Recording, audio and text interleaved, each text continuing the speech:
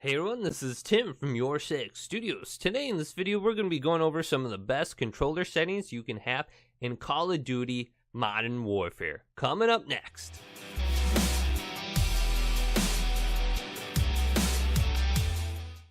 So for the button layout, I use the default controller layout because I'm using a paddled controller. I can just go ahead and remap my left and right paddle and my additional buttons on my controller.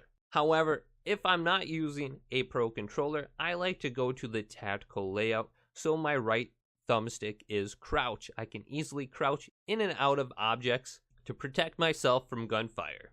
Then I use a normal stick layout and I disable invert look.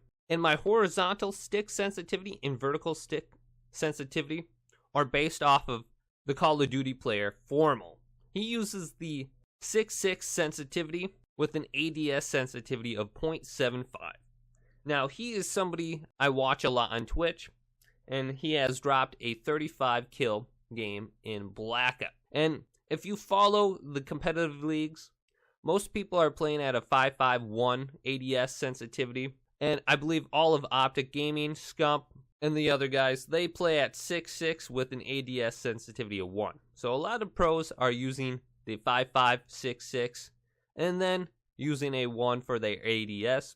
However, having ADS in Call of Duty now is great because you can up your sensitivity. If you want to up it to 7.7, 8.8 and lower your ADS sensitivity, you will still have that accuracy when you're aiming down your sights. Then I recommend turning off controller vibrations. When I'm firing my gun, that little jumping, that little movement can cause your right thumbstick, your left thumbstick to move slightly.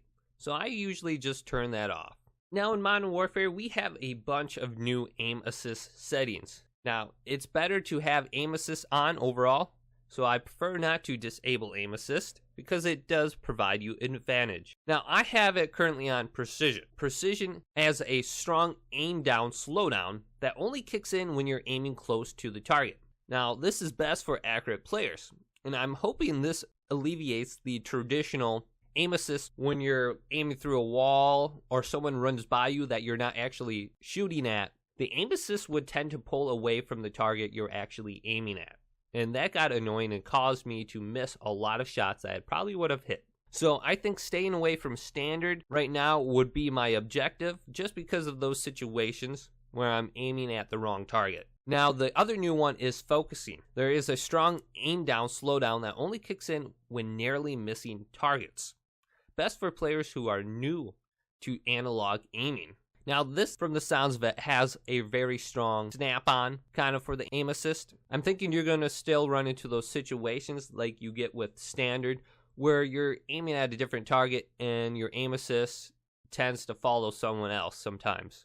I think most people are going to gravitate towards precision to avoid most of those situations.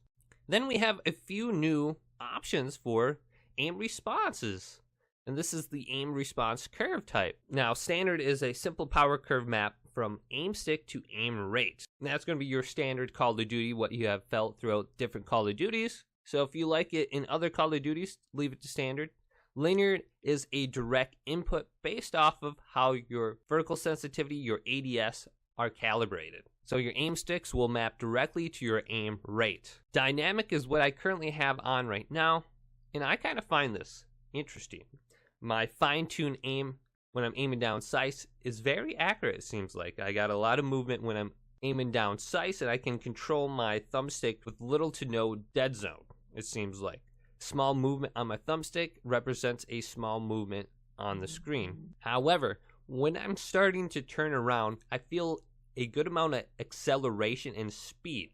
And that's where the S curve starts to kick in. So you got fine-tuned aiming up close, and then you have more acceleration, speeding the turnaround. For me right now, I'm trying it out, and I like it so far. Weapon mount activation. This is just aiming down sights plus your melee. That's what I currently have it on. You can change it all the way to ADS or double tap ADS. I'm just going to leave it at ADS plus melee right now. Then I'll leave the next two at hold, and then I use the traditional tap to reload. But we do have 3 different options on here now. Depleted ammo switches your weapon. When you run out of ammo, you'll switch your weapon automatically. I like that on right now. Slide behavior hold, I like that how it is. Vehicle camera recenter, I just keep this on enabled right now. Let's go over to the general tab. Now we do have the option for mouse and keyboard on the PlayStation 4 now and Xbox, and at any point in time you want to go ahead and try a mouse and keyboard, you will need to switch your input device right here to mouse and keyboard. Otherwise you won't be able to use it in game. And adjust your brightness settings accordingly and your safe areas. And turn off film grain completely. This is going to make what appears on your screen less clear, so I usually just turn it off. And if you are colorblind, there is 3 different options for you. I currently just use this one right here. It enhances the blues, yellows on the screen, and that helps me out a lot. Text chat is enabled, and here's a big one right here, motion blur. Disable the 2 motion blur settings. A lot of times when you're moving around, it's a little bit harder to see objects because everything is blurry. So you're going to be quicker to acquire targets if you turn motion blur off, because when you're spinning around, you're still going to be able to see everything clearly on your screen. That makes sense. And you're going to be able to find someone quicker when you stop your turn. Dismemberment. This is a new option. If you don't want to see people get blown up, go ahead and disable this setting. Now there is no super crunch mode for the audio mix, so right now I'm just trying headphones 1, trying to find the best setting. For master volume, I leave at 100. Music volume, I always turn music volume down. What I'm concerned about is hearing the effects volume above everything else. Dialogue volume, there's only so many times I need to hear they are taking B flag, they have captured A. I'd rather be hearing footsteps running up behind me, so I usually turn dialogue volume down significantly. Effects volume 100%. This is the most important volume setting, and the other ones should be lower. I just leave this to enabled. And then hit marker, we have 3 different options here for the hit marker sound effects. You have none, classic, and modern warfare. If you want the traditional hit marker sounds, go ahead and turn it to classic. And then voice chat volume. Sometimes people in the background are just a little bit too loud. I tend to turn this down for the same reasons that I turn down music volume and dialogue volume. And we do have an option right here under account settings for crossplay. If at any point in time you don't want crossplay on, go ahead and disable it. However, I like it on just because it does increase the amount of people searching for games, and I'm going to be paired against people who have better connections more often, leaving us to have better experiences in the game. That's my understanding of it, and I'm going to be leaving it on for that reason. Especially as this game ages, in a year or 2 from now, it might be a little bit more difficult to find good lobbies. And if you go to Activision account setting, and you want to change your display name, you can change it right here.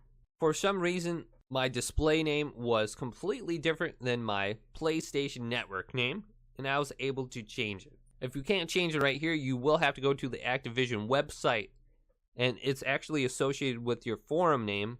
One thing that is messed up is I can't use the same display name as I display on my PlayStation account because the character limit is set to a lower amount for your forum name on your Activision ID. So hopefully this helped you out getting some of the best controller settings you can get in Call of Duty Modern Warfare. Go ahead and leave this video a thumbs up and subscribe to my channel down below for more Call of Duty content coming up next on Your 6 Studios.